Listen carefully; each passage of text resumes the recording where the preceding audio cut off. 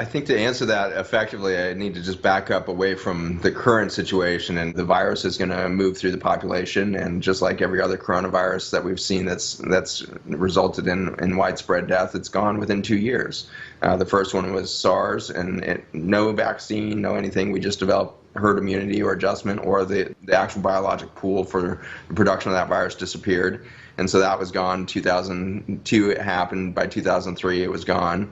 MERS happens 2012. By 2013 it's gone. No vaccines. And so these things are sweeping through the environment, and we make a news story out of a few of those, SARS, MERS, COVID.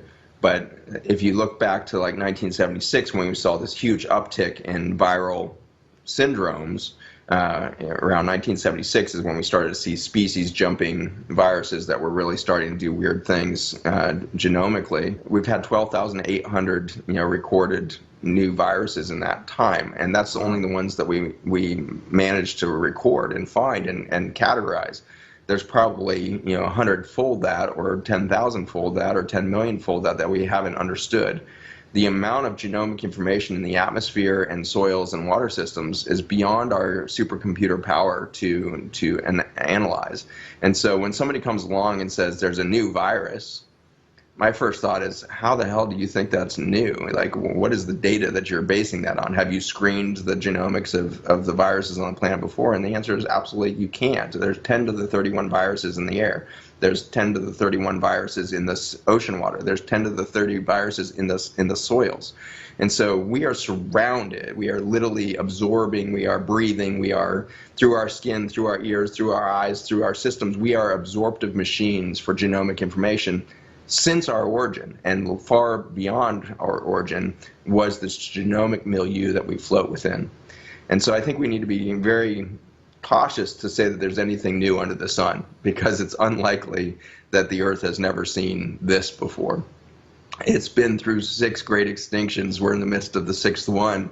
It's seen cataclysmic events on the planet. It has seen the rise and fall of continents. It's seen, extraordinary shifts in climate, the whole planet covered in ice at one point pretty much, and then you've got the reabsorption of that ice and the rise of oceans, and you've got massive volcanic events that cover the sky in sulfur compounds and toxic acids. And this Earth is a history of cataclysmic events. Right now, humankind is the cataclysmic event on the planet. And so we should be aware of our role right now as a force of destruction and a force of manipulation of biology at its foundation. And we should be far from startled when we see the collapse of our own health.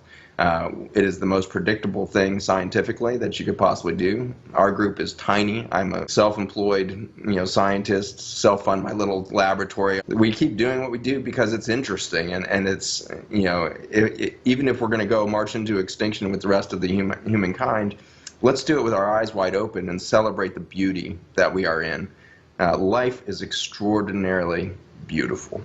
And I would include the viruses as perhaps an extraordinary showcase of the beauty. There is a genomic language on this planet that we have termed viruses, and then we termed them, I think mistakenly, as part of the microbiome, and then we made them our enemy. And so we told an extraordinarily damning story of a language of genomics, a language of life. And the story we need to retell is that life is freaking beautiful, and it is adaptive, and it is regenerative, and it's always looking for the next solution. And the way in which we look for solutions and adaptability is through viruses. That's how we do it. That's how life has always done it. And so if you damn a virus, you have just damned the language of life itself.